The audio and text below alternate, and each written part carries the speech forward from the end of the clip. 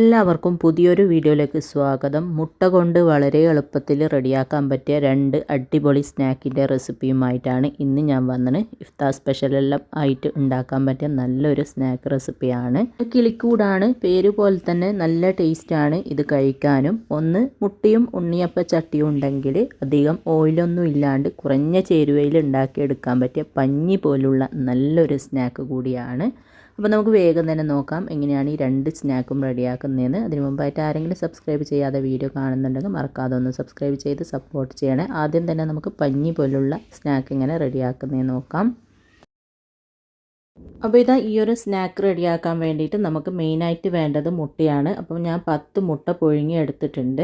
പുഴുങ്ങി അതിൻ്റെ തൊലിയെല്ലാം കളഞ്ഞെടുത്ത മുട്ടയാണിത്. ഇനി നമുക്ക് ഇതിൽ നിന്ന് ഓരോ മുട്ടയും എടുത്തിട്ട് ഇതാ ഒരു മുട്ടനെ 2ആയിട്ട് ഇതുപോലെ ഒന്ന് കട്ട് ചെയ്തെടുക്കാം. എന്നിട്ട് ഇതിൻ്റെ ഉള്ളിലത്തെ ആ ഒരു മഞ്ഞ ഭാഗം ഉണ്ടല്ലോ അത് മറ്റൊരു പാത്രത്തിലേക്ക് മാറ്റുക. എന്നിട്ട് വെള്ളം മാറ്റി വെക്കുക. അങ്ങനെ എല്ലാ മുട്ടയും കട്ട് ചെയ്തിട്ട് മഞ്ഞയും വെള്ളയും മാറ്റുക.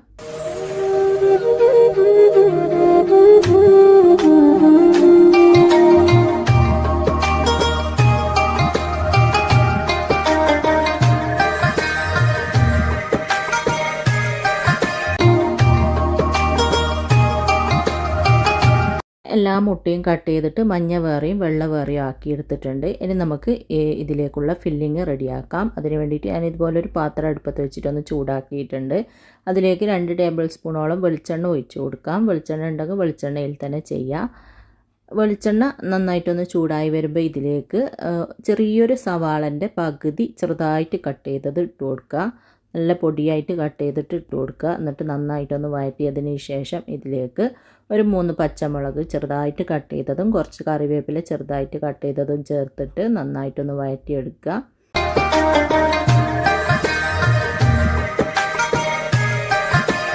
നന്നായിട്ടൊന്ന് വഴറ്റിയെടുത്തിട്ടുണ്ട്. ഇനി ഇതിലേക്ക് ഒരു 1/4 ടീസ്പൂണിലും കുറവായിട്ട് മഞ്ഞൾപ്പൊടി ഇട്ട് കൊടുക്കുക. 1/2 ടീസ്പൂൺ കുരുമുളകിൻ്റെ പൊടിയും കൂടെ ഇട്ടിട്ട് നന്നായിട്ടൊന്ന് മിക്സാക്കി കൊടുക്കുക. പൊടികളെല്ലാം ചേർത്തിട്ട് നന്നായിട്ടൊന്ന് മിക്സ് ആക്കിയിട്ടുണ്ട്. ഇനി ഇതിലേക്ക് നമ്മൾ മാറ്റി വെച്ച ആ ഒരു മഞ്ഞ ഉണ്ടല്ലോ, മുട്ടൻ്റെ മഞ്ഞ, അത് മുഴുവനായിട്ട് ഇതിലേക്ക് ഇട്ടിട്ട് നന്നായിട്ടൊന്ന് ഉടച്ച് കൊടുക്കുക. എല്ലാം കൂടി നന്നായിട്ട് ഉടച്ച് മിക്സ് ആക്കണം. ആ ഒരു ഉള്ളിൻ്റെയും പച്ചമുളകിൻ്റെയും എല്ലാത്തിൻ്റെയും ടേസ്റ്റ് ആ ഒരു മഞ്ഞയിലേക്ക് നന്നായിട്ട് പിടിക്കുന്ന രീതിയിൽ ഉടച്ചതിന് ശേഷം നല്ലതുപോലെ ഒന്ന് മിക്സ് ആക്കി കൊടുക്കുക. അങ്ങനെ നല്ലതുപോലെ ഒന്ന് മിക്സ് ചെയ്ത് കൊടുത്തിട്ടുണ്ട്. ഇനി ഇതിലേക്ക് അല്പം ഉപ്പിട്ട് കൊടുക്കുക. ഉപ്പ് കൂടി പോകരുത് കേട്ടോ, കുറച്ചിട്ട് കൊടുത്താൽ മതി. എന്നിട്ട് വീണ്ടും നന്നായിട്ടൊന്ന് മിക്സ് ആക്കി കൊടുക്കുക.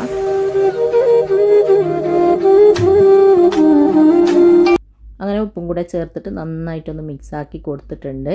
ഇനി ഇതിലേക്ക് പൊടിയായിട്ട് കട്ട് ചെയ്തെടുത്ത കുറച്ച് മല്ലിയില കൂടെ ഇട്ടിട്ട് ഒന്നും കൂടെ മിക്സ് ആക്കിയതിന് ശേഷം നമുക്ക് അടുപ്പ് ഓഫ് ആക്കിയിട്ട് ഇതൊന്ന് ചൂട് പോകാനായിട്ട് മാറ്റി വെക്കാം. അങ്ങനെ ഫില്ലിങ് ഇവിടെ റെഡിയായി. അപ്പോൾ ഇതാ ഫില്ലിങ് ചൂടെല്ലാം പോയിട്ടുണ്ട്.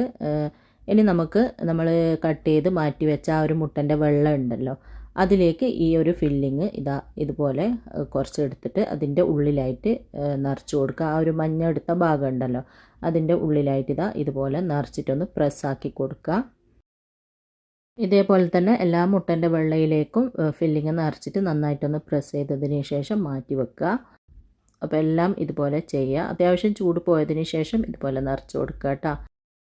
അപ്പോൾ ഇതാ ഇതുപോലെ എല്ലാ വെള്ളയിലേക്കും മുട്ടൻ്റെ മഞ്ഞ നിറച്ച് കൊടുത്തിട്ടുണ്ട്. ഈ ഒരു രീതിയിൽ റെഡിയാക്കി എടുക്കുക. ഇനി ഇതൊന്ന് മാറ്റി വെച്ചിട്ട് നമുക്കൊരു ബാറ്റർ റെഡിയാക്കണം. അതിന് വേണ്ടിയിട്ട് ഇതുപോലെ ഒരു മിക്സീൻ്റെ ജാറിലേക്ക് 4 കോഴിമുട്ട പൊട്ടിച്ചത് ഒഴിച്ച് കൊടുക്കാം.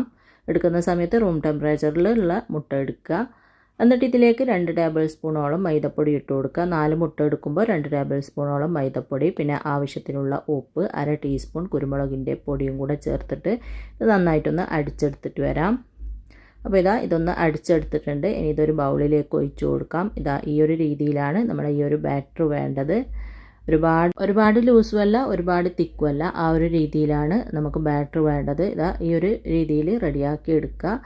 ഇനി നമുക്ക് ഈ ഒരു സ്നാക്ക് റെഡിയാക്കാം. അപ്പോൾ ഞാനിതാ ഇതുപോലത്തെ ഉണ്ണിയപ്പ ചട്ടിയാണ് എടുത്തതിന്. അതിലേക്ക് നന്നായിട്ട് ചൂടായതിന് ശേഷം അല്പം വെളിച്ചെണ്ണ എല്ലായിടത്തും എത്തുന്ന രീതിയിൽ ഇങ്ങനെ ഒന്ന് സ്പ്രെഡാക്കി കൊടുക്കാം. അപ്പോൾ ഇതാ എല്ലാ ഭാഗത്തും എത്തുന്ന രീതിയിൽ ഇതുപോലെ ഒന്ന് സ്പ്രെഡാക്കി കൊടുത്തിട്ടുണ്ട്. ഇനി ഇതിലേക്ക് നമ്മൾ റെഡിയാക്കിയ ആ ഒരു ബാറ്റർ ഉണ്ടല്ലോ അത് നന്നായിട്ടൊന്ന് മിക്സ് ആക്കിയതിന് ശേഷം ഇതിലേക്ക് ഇതാ ഇതുപോലെ പകുതിയായിട്ട് ഒഴിച്ചു കൊടുക്കാം. ഇതിപ്പം ചെറിയ കുഴിയുള്ള ഉണ്ണിയപ്പ ചട്ടിയാണ്. അത്യാവശ്യം വലിയ കുഴിയുള്ളതാണെങ്കിലാണ് കൂടുതൽ നല്ലത്. ഇതുപോലെ പകുതിയോളം ഇങ്ങനെ ഒഴിച്ചു കൊടുക്കുക. എന്നിട്ട് നമ്മൾ റെഡിയാക്കി വെച്ച ആ ഒരു ഫില്ലിങ്ങെല്ലാം നിറച്ച് വെച്ച മുട്ട ഉണ്ടല്ലോ, ഇതുപോലെ ഒന്ന് വെച്ച് കൊടുക്കുക. എല്ലാ കുഴിയിലേക്കും ഇതുപോലെ വെച്ച് കൊടുക്കുക. കുറച്ച് കുഴി കൂടുതലുള്ള ഉണ്ണിയപ്പ ചട്ടിയാണെങ്കിൽ കൂടുതൽ നല്ലതാണ്. നമ്മളിങ്ങനെ മുട്ട വെച്ച് കൊടുക്കുമ്പോൾ ആ ഒരു ബാറ്റർ മുട്ടൻ്റെ മുകളിലായിട്ട് വരണം. ആ ഒരു രീതിയിലാണ് വേണ്ടത്. ഇപ്പോൾ കുഴി കുറവായതുകൊണ്ട് തന്നെ മുകളിലേക്ക് വരുന്നില്ല. നമുക്ക് പിന്നീട് കുറച്ച് മുകളിലായിട്ട് ഒഴിച്ചു കൊടുക്കാം. അപ്പോൾ എല്ലാം ഇതുപോലെ വെച്ച് കൊടുത്തിട്ടുണ്ട്. ഇനി ഇതിൻ്റെ മുകളിലായിട്ട് ഞാൻ കുറച്ച് ബാറ്റർ ഇതുപോലെ ഒന്ന് ഒഴിച്ചു കൊടുക്കുന്നുണ്ട്. ഈ ഒരു രീതിയിൽ കുറച്ചായിട്ട് മുകളിൽ ഇതുപോലെ ബാറ്റർ ഒഴിച്ചു കൊടുക്കുക. അപ്പോൾ എല്ലാത്തിൻ്റെ മുകളിലും ഒഴിച്ചു കൊടുത്തിട്ടുണ്ട്. ഇനി നമുക്കിതൊരു 5 മിനിറ്റ് ചെറിയ തീയിൽ അടച്ച് വെക്കാം. അപ്പോഴത്തേക്ക് ഇതൊന്ന് സെറ്റായി നന്നായിട്ട് ഇളകി വരാൻ തുടങ്ങും. നമുക്കത് മറിച്ചിട്ട് കൊടുക്കണം ഇളകി വരുമ്പോൾ. അപ്പോൾ ഒരു 5 മിനിറ്റോളം കഴിഞ്ഞിട്ടുണ്ട്. നന്നായിട്ടൊന്ന് സെറ്റായി വന്നിട്ടുണ്ട്. ഇനി നമുക്കിത് ഓരോന്നായിട്ട് ഇതുപോലെ ഒന്ന് മറിച്ചിട്ട് കൊടുക്കാം.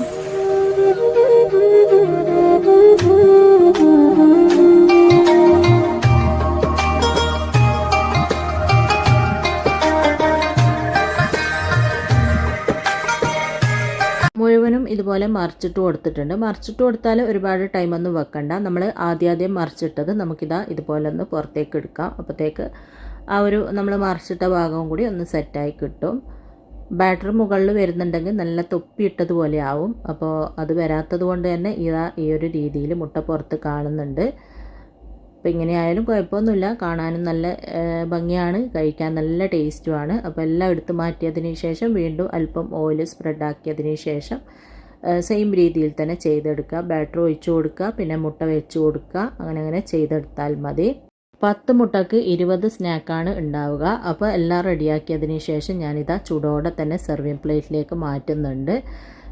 നോമ്പ് തുറക്കുമ്പോൾ ചൂട് ചായക്കൊപ്പം, നോമ്പ് തുറക്കുമ്പോഴും അല്ലാത്തപ്പോഴും ഒക്കെ ഉണ്ടാക്കാൻ പറ്റിയ നല്ലൊരു മുട്ട കൊണ്ട് നല്ല സ്പോഞ്ചി ആയിട്ടുള്ള നല്ലൊരു സ്നാക്ക് റെസിപ്പിയാണ്. എല്ലാവരും ഇത് ഉണ്ടാക്കി നോക്കുക. എന്നിട്ട് ഇഷ്ടപ്പെട്ടാൽ മറക്കാതെ ലൈക്ക് ചെയ്യാനും ഷെയർ ചെയ്യാനും സബ്സ്ക്രൈബ് ചെയ്യാനും മറക്കരുത്. അപ്പോൾ നമുക്ക് വേഗം തന്നെ അടുത്ത റെസിപ്പിയിലേക്ക് പോകാം. അടുത്തത് കിളിക്കൂടാണ്. എല്ലാവർക്കും അറിയുന്നതായിരിക്കും കിളിക്കൂട്. അപ്പോൾ പേര് പോലെ തന്നെ നല്ല ടേസ്റ്റാണ് ഈ ഒരു കിളിക്കൂട് കഴിക്കാൻ വേണ്ടിയിട്ട്. ഇഫ്താർ സ്പെഷ്യലായിട്ട് ഉണ്ടാക്കാൻ പറ്റിയ നല്ലൊരു സ്നാക്ക് കൂടിയാണ്. അപ്പോൾ നമുക്ക് വേഗം തന്നെ നോക്കാം എങ്ങനെയാണിത് റെഡിയാക്കുന്നതെന്ന്. ആദ്യം തന്നെ നമുക്ക് ഇതിന് വേണ്ടിയിട്ടുള്ള ഫില്ലിങ് റെഡിയാക്കി എടുക്കാം. അതിന് വേണ്ടിയിട്ട് ഇതുപോലൊരു പാത്രം അടുപ്പത്ത് വെച്ചിട്ടൊന്ന് ചൂടാക്കിയിട്ടുണ്ട്. അതിലേക്ക് 2 ടേബിൾ സ്പൂണോളം വെളിച്ചെണ്ണ ഒഴിച്ചു കൊടുക്കാം.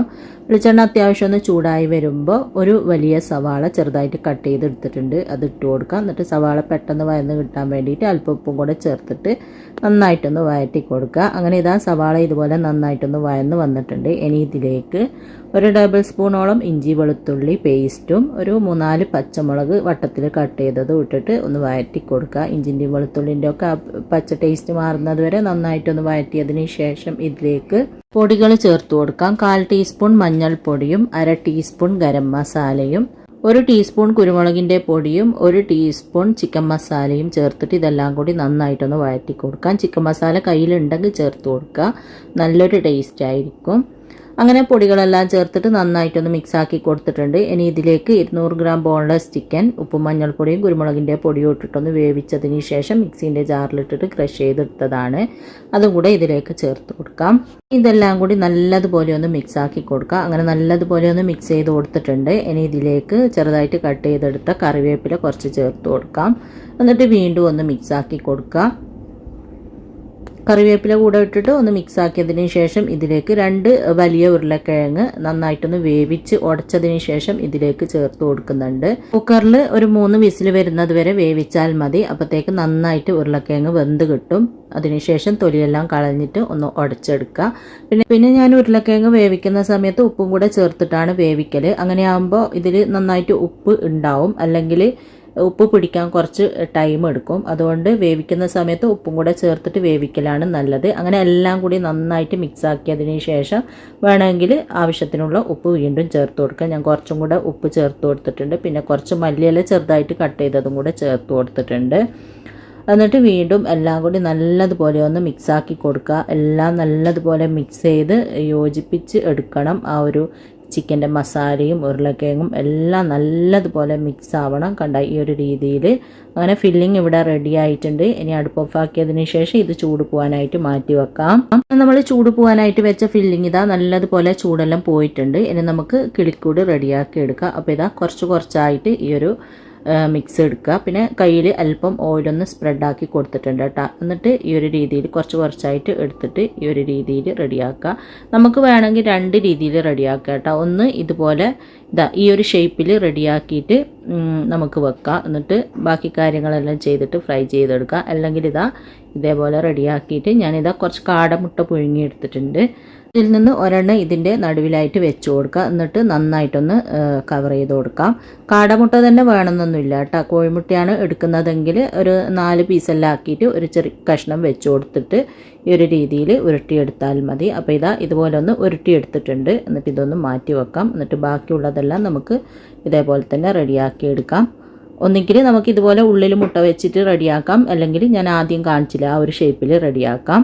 അങ്ങനെ എല്ലാം ഞാൻ ഇതുപോലെ റെഡിയാക്കി എടുത്തിട്ടുണ്ട്. കുറേ എണ്ണം മുട്ട വെച്ചിട്ടും മുട്ട വെക്കാണ്ട് ഒരു 4 എണ്ണവും ഞാൻ റെഡിയാക്കി എടുത്തിട്ടുണ്ട്.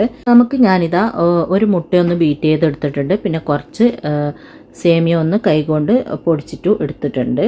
എന്നിട്ട് നമ്മൾ റെഡിയാക്കി വെച്ച ഓരോന്നും എടുത്തിട്ട് ആദ്യം മുട്ടയിൽ മുക്കി കൊടുക്കുക. എന്നിട്ട് സേമിയയിൽ മുക്കി കൊടുക്കുക. സേമിയ വറുത്തിട്ടൊന്നുമില്ല കേട്ടോ, വറുക്കേണ്ട ആവശ്യമൊന്നുമില്ല. നമ്മൾ എണ്ണയിലിടുന്ന സമയത്ത് ഫ്രൈ ആവുകയല്ലേ ചെയ്യുന്നത്, അതുകൊണ്ട് വറുക്കേണ്ട ആവശ്യമൊന്നുമില്ല. നന്നായിട്ടൊന്ന് കോട്ടാക്കി കൊടുക്കുക. അപ്പോൾ മുട്ട വെച്ചത് ഈ ഒരു രീതിയിലാണ്. മുട്ട വെക്കാത്തത് നമ്മൾ സാധാ കിളിക്കൂടി പോലെ തന്നെ ഉണ്ടാവും. പക്ഷേ എങ്കിൽ കഴിക്കാൻ ടേസ്റ്റ് ഇതുപോലെ ഉള്ളിൽ മുട്ട വെച്ചിട്ട് റെഡിയാക്കുന്നതാണ് കേട്ടോ. അപ്പോൾ നിങ്ങൾക്ക് എങ്ങനെയാണോ ഇഷ്ടം ആ ഒരു രീതിയിൽ റെഡിയാക്കി എടുക്കുക. അപ്പോൾ ഒരെണ്ണം ഞാൻ ഇതുപോലെ റെഡിയാക്കി എടുത്തിട്ടുണ്ട്. അടുത്തത് മുട്ട ഉള്ളിൽ വെക്കാത്തതാണ് റെഡിയാക്കി എടുക്കുന്നത്. അപ്പോൾ ഇതുപോലെ എടുത്തിട്ട് ആദ്യം മുട്ടയിൽ മുക്കുക. എന്നിട്ട് ബർമീസയിലയിൽ നന്നായിട്ടൊന്ന് കവർ ചെയ്തെടുക്കുക. ഇതാവുമ്പോൾ കാണാനും നല്ലൊരു കിളിക്കൂട് പോലെ തന്നെ ഉണ്ടാവും. കഴിക്കുമ്പോൾ ടേസ്റ്റ് ഉള്ളിൽ മുട്ട വെച്ചിട്ട് ഉണ്ടാക്കുന്നതാണ് കേട്ടോ. അപ്പോൾ കാണാൻ ഭംഗിക്ക് വേണ്ടിയാണെങ്കിൽ ഇതുപോലെ റെഡിയാക്കുക. എന്നിട്ട് ഇതിൻ്റെ മുകളിൽ പൊരിച്ച് കഴിഞ്ഞിട്ടാകുമ്പോൾ പുഴുങ്ങിയ മുട്ട വെച്ച് കൊടുത്താൽ മതി. അപ്പോൾ ഈ ഒരു രീതിയിൽ റെഡിയാക്കി എടുക്കുക. നന്നായിട്ടൊന്ന് സേമിയയിൽ കവർ ചെയ്തെടുത്താൽ മതി. നല്ലൊരു ഭംഗിയാണ് കാണാൻ വേണ്ടിയിട്ട്. ഈ ഒരു രീതിയിൽ റെഡിയാക്കി എടുത്തിട്ടുണ്ട്. ഇനി ബാക്കിയുള്ളതെല്ലാം ഞാൻ ഈ സെയിം രീതിയിൽ തന്നെ റെഡിയാക്കി എടുക്കട്ടെ. അപ്പോൾ എല്ലാം ഞാൻ ഇതുപോലെ റെഡിയാക്കി എടുത്തിട്ടുണ്ട്. ഇനി നമുക്കിതൊന്ന് ഫ്രൈ ചെയ്തെടുക്കുകയാണ് വേണ്ടത്. അതിന് വേണ്ടിയിട്ട് ഇതുപോലെ ഒരു ചീനച്ചട്ടിയിൽ അല്പം ഓയിൽ ഒഴിച്ചിട്ടൊന്ന് ചൂടാക്കിയിട്ടുണ്ട്. അതിലേക്ക് നമുക്ക് ഓരോന്നോരോന്നായിട്ട് ഇട്ട് കൊടുക്കാം. എന്നിട്ട് തീ ഒരു മീഡിയം ഫ്ലെയിമിൽ വെച്ചിട്ട് തിരിച്ചും മറിച്ച് വിട്ടിട്ട് ഒരു 3-4 പ്രാവശ്യം തിരിച്ചും മറിച്ച് വിട്ടിട്ട് ഒരു ഗോൾഡൻ ബ്രൗൺ കളറാകുമ്പോൾ നമുക്ക് കോരി മാറ്റാം. മുട്ട വെക്കാത്തതുമാണ് ഇട്ട് കൊടുത്തിന്. ഇനി ചെറുതായിട്ടൊന്ന് കളർ മാറിയെന്ന് കാണുമ്പോൾ ഇതുപോലെ ഒന്ന് മറിച്ചിട്ട് കൊടുക്കുക.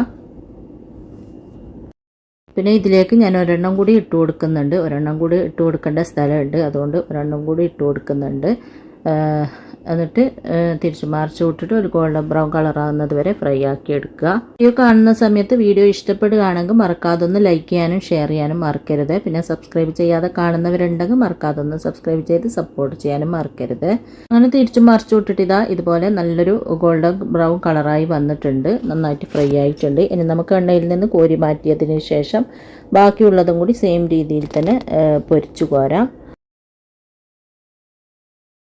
അങ്ങനെ കിളിക്കൂടെല്ലാം ഫ്രൈ ചെയ്തതിന് ശേഷം ഇതുപോലെ സെർവിങ് പ്ലേറ്റിലേക്ക് മാറ്റിയിട്ടുണ്ട്. പിന്നെ നമ്മൾ മുട്ട വെക്കാണ്ട് ഫ്രൈ ചെയ്തതിൻ്റെ മുകളിലെല്ലാം ഇതുപോലെ മുട്ട പുഴുങ്ങിയത് വെച്ച് കൊടുത്തിട്ടുണ്ട്. കാണാൻ നല്ല ഭംഗിയാണ്. കാണാൻ മാത്രമല്ല കഴിക്കാനും നല്ല ടേസ്റ്റാണ്. എല്ലാവർക്കും ഇന്നത്തെ 2 റെസിപ്പിയും ഇഷ്ടപ്പെട്ടിട്ടുണ്ടാവുമെന്ന് വിചാരിക്കുന്നു. ഇഷ്ടപ്പെട്ടാൽ മറക്കാതെ ലൈക്ക് ചെയ്യുക, ഷെയർ ചെയ്യുക, സബ്സ്ക്രൈബ് ചെയ്യാത്തവർ സബ്സ്ക്രൈബ് ചെയ്ത് സപ്പോർട്ട് ചെയ്യുക.